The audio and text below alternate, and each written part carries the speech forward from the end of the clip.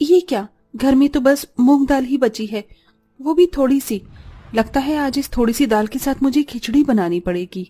अनिका घर में बची थोड़ी सी मूंग दाल लेकर उसमें चावल डालकर उसे भीगने के लिए रख देती है और थोड़ी देर बाद चूल्हे पर उस दाल और चावल की खिचड़ी बना देती है। एक काम करती हूँ, थोड़ा सा ये मसाला भी डाल देती हूँ, क्या पता इससे खिचड़ी का स्वाद अच्छा हो जाए।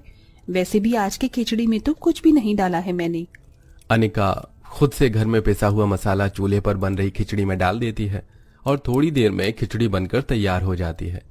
अनिका के माता पिता जगदीश और जयंती और दोनों छोटे बहन भाई शीतल मोनू सभी हाथ मुंह धोकर खाना खाने के लिए बैठ जाते हैं। अनिका सबकी प्लेट में खिचड़ी परोसने लगती है, जिसे देख, क्या दीदी, आज भी आपने खाने में ये खिचड़ी बनाई है? हमने आपसे कहा था ना कि आज आप हमारे लिए कुछ अच्छा सा बनाना। मोनू, आज की खिचड़ी में मैंने घर की पिसा हुआ मसाला डाला है, जरा देखो तो सही कितनी अच्छी खुशबू आ रही है। ये खिचड़ी तुम्हें बहुत पसंद आएगी।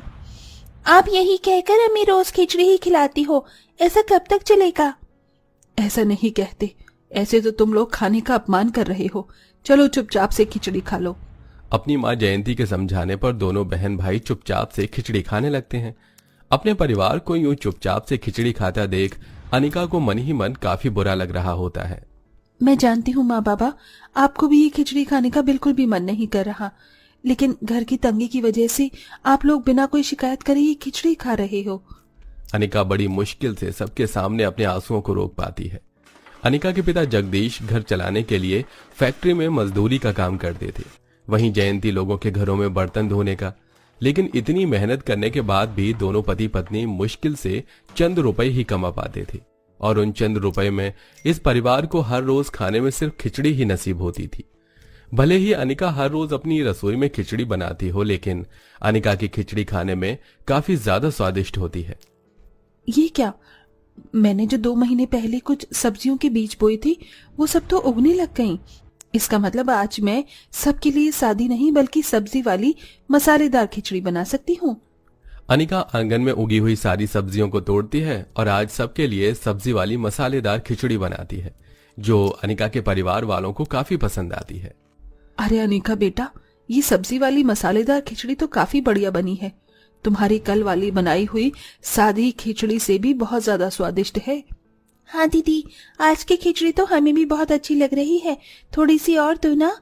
अपने घर वालों को अपनी बनाई हुई खिचड़ी पसंद आता देख अनिका काफी खुश होती है, जिसके बाद अब जब भी अनिका के पास ठीक ठाक पैसे होते हैं तो अनिका कभी सब्जी वाली खिचड़ी, मसालेदार खिचड़ी तो कभी मिक्स दाल की खिचड़ी बनाती और जब पैसे नहीं होते तो सादी खिचड़ी ही बना देती।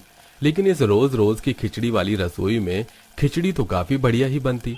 ऐसे ही एक दिन पूरा परिवार खिचड़ी खा रहा होता है कि तभी वहां उनकी पड़ोसन कमला आती है। लगता है मैं गलत समय पर आ गई, आप लोग खाना खाइए, मैं बाद में आती हूँ। नहीं दीदी, लीजिए आप भी हमारे साथ बैठकर ये खिचड़ी खाइए, आज मैंने बहुत बढ़िया खिचड़ी बनाई है। वैसे खुशबू तो काफी बढ़िया आ रही है, मुझे लगा था कि मेरे आस पड़ोस में किसी के घर पर बिरयानी बन रही है, लेकिन ये खुशबू तो इस खिचड़ी की है। अनिका कमला को भी एक प्लेट में खिचड़ी निकाल कर दे देती है। कमला जैसी अनिका के हाथ की खिचड़ी खाती है तो उसे भी वो खिचड़ी काफी पसंद आती है। अरे वाह, तुमने तो बहुत बढ़िया खिचड़ी बनाई है। मुझे तो लगा था कि तुमने वही मरीजों को खिलाने वाली खिचड़ी बनाई होगी, नमक हल्दी डालकर, लेकिन ये तो सच में काफी बढ़िया है। जरा मेरी चिंटू के लिए भी थोड़ी सी खिचड़ी दे दो। कमला की बात सुन अनिका काफी खुश होती है और कमला के बेटे के लिए भी खिचड़ी पैक कर देती है। अनिका के घर में जब भी कोई पड़ोसी या मेहमान आता तो अनिका यूं ही उन्हें बड़े प्यार से अपनी बनाई हुई खिचड़ी खिलाती। कहने को खिचड़ी काफी सिंपल सी चीज है, लेकिन अनिका के हाथ की खिचड़ी तो बिरयानी को भी फेल कर दे। ऐसे ही समय गुजरता है और एक दिन, आरती मेरी दोस्त कैसी है तू? तू तो शहर जाकर मुझे भूल ही गई। ऐसी कैसे भूल सकती थी? और देख, आज तुझसे मिलने सिर्फ मैं ही नहीं बल्कि मम्मी भी आई हैं। आंटी जी कैसी हैं आप? और आप लोग ऐसे खड़े क्यों हैं? बैठिए ना।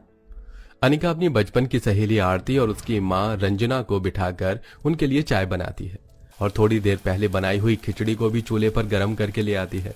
आरती और रंजना जैसे ही अनिका की बनाई हुई खिचड़ी खाती हैं तो उन्हें भी वो काफी पसंद आती है। सॉरी आंटी जी, आरती घर में बस खिचड़ी ही थी, इसलिए मैंने वही आपको दे दिया। आप इतने समय बाद आई हैं और मैं कुछ अच्छा आपको खिला भी नहीं पाई, मुझे माफ कर दीजिए। पगली, ये तो कैसी बातें कर रही है? खिचड़ी तो बहुत ज्यादा टेस्टी है, क्यों मम्मी? हाँ अनिका बेटा, आरती बिल्कुल ठीक कह रही है। मुझे खिचड़ी बहुत पसंद आई है। मैंने तो आज से पहले कभी भी इतनी टेस्टी खिचड़ी नहीं खाई। तुम सच में बहुत अच्छी खिचड़ी बनाती हो। मैं तो कह रही हूँ कि तुम अपना कोई छोटा मोटा ढाबा ही खोलो खिचड़ी का। आंटी जी, आप क्या कह रही हैं? ढाबा? हमारी इतनी हैसियत नहीं है कि हम लोग ढाबा खोल सके। और अगर मैंने खोल भी लिया तो कौन होगा जो ढाबे पर आकर खिचड़ी खाना चाहेगा? बेटा, बहुत लोग होंगे। तुम्हारे हाथ की खिचड़ी सच में बहुत ज्यादा टेस्टी है। तुम देखना, तुम्हारे ढाबे पर खिचड़ी खाने के लिए लोग लाइन लगाकर खड़े रहेंगे। और रही बात पैसों की, तो मैं तुम्हें पैसे दे देती हूँ। जब तुम्हारे पास आ जाए तो तुम मुझे वापस कर देना। आपने इतना कह दिया, यही मेरे लिए काफी है। भला मैं आपसे पैसे कैसे ले सकती हूँ? बेटा, आरती की तरह तुम भी मेरी बेटी हो। और भला एक माँ अपनी बेटी की मदद नहीं कर सकती? अनिका, माँ बिल्कुल ठीक कह रही है, प्लीज मान जाओ ना। बचपन की सहेली और उसकी माँ के लाख समझाने पर अनिका ढाबा खोलने के लिए मान जाती है। रंजना अनिका को ढाबा खोलने के लिए अच्छे खासे पैसे देती है, जिससे अनिका अपने गांव में ही एक छोटा सा ढाबा खोल लेती है। और कल तक जो अनिका अपनी घर की रसोई में खिचड़ी बनाती थी, अब वही अनिका अपनी बहन भाई के साथ मिलकर ढाबे पर खिचड़ी बनाती है और कस्टमर के आने का इंतजार करती है। सुबह से दोपहर होने को आ गई है, लेकिन अभी तक कोई भी खिचड़ी खाने के लिए नहीं आया। दोपहर का समय है ना, इसीलिए शायद सभी लोग अपने घर में आराम कर रहे हैं। क्या पता शाम तक कोई कस्टमर खिचड़ी खाने के लिए आ जाए। दोपहर से शाम होने को आती है और मुश्किल से एक कस्टमर अनिका के ढाबे पर आता है। खाने में क्या क्या है? साहब, मूंग दाल की खिचड़ी है, मसालेदार खिचड़ी है, सब्जी वाली खिचड़ी है, सिंपल खिचड़ी है। आप बताइए, आप कौन सी खिचड़ी चाहेंगे? ये क्या भला, ढाबे पर खिचड़ी कौन बेचता है? अगर मुझे खिचड़ी खानी थी तो मैं घर में बनाकर खा लेता ना। रहने दो, मैं भाई किसी और ढाबे पर चला जाता हूँ। नहीं साहब, एक बार आप हमारे ढाबे की खिचड़ी खाकर तो देखिए। मेरी दीदी बहुत अच्छी खिचड़ी बनाती हैं। अगर आपको खिचड़ी पसंद ना आए तो पैसे मत दीजिएगा, लेकिन एक बार खाकर तो देखिए। दोनों बच्चों के जिद करने पर वो कस्टमर एक प्लेट मसाले वाली खिचड़ी ले लेता है, जिसे खाते ही वो काफी ज्यादा खुश होता है। अरे, ये तो सच में बहुत ज्यादा टेस्टी खिचड़ी है। मैंने सोचा नहीं था कि खिचड़ी भी कभी इतनी टेस्टी हो सकती है। एक काम करिए, मुझे एक और प्लेट दीजिए खिचड़ी। उस कस्टमर की बात सुन अनिका और उसके दोनों छोटे बहन भाई काफी ज्यादा खुश होते हैं, जिसके बाद अब धीरे धीरे उनके छोटे से खिचड़ी के ढाबे पर लोगों की भीड़ लगना शुरू हो जाती है। अरे भाई, मजा आ गया भाई, यहाँ की खिचड़ी खाकर ऐसा लग रहा है, वाह क्या बात है। वरना मेरी पत्नी तो घर में खिचड़ी बनाती थी, उसे देखते ही मेरा तो मुंह बन जाता था। मैं तो कभी सोच भी नहीं सकता था कि मैं किसी ढाबे से खिचड़ी खरीद कर खाऊंगा। बहन जी, 3 प्लेट खिचड़ी पैक कर दीजिए, और हाँ, 2 प्लेट खाने के लिए भी दे दीजिएगा। लोगों की इतनी बढ़ती भीड़ देख अनिका काफी ज्यादा खुश होती है। कुछ समय में अनिका खिचड़ी बेचकर काफी अच्छे पैसे कमा लेती है, जिसके चलते आज अनिका अपनी रसोई में खिचड़ी न बनाकर अपने परिवार के लिए तरह तरह के स्वादिष्ट पकवान बनाती है। अरे, मैंने सोचा भी नहीं था कि इस जन्म में मुझे इतना अच्छा खाना खाने को भी मिलेगा। ये खाना भले ही और लोगों की नजरों में सिर्फ खाना है, लेकिन हमारी नजरों में ये खाना हमारा सपना है, जो आज बेटा तूने पूरा किया। आज हमें तुझ पर गर्व महसूस हो रहा है। अपने माँ बाप की आंखों में खुशी के आंसू देख अनिका की आंखों में भी खुशी के आंसू आ जाते हैं।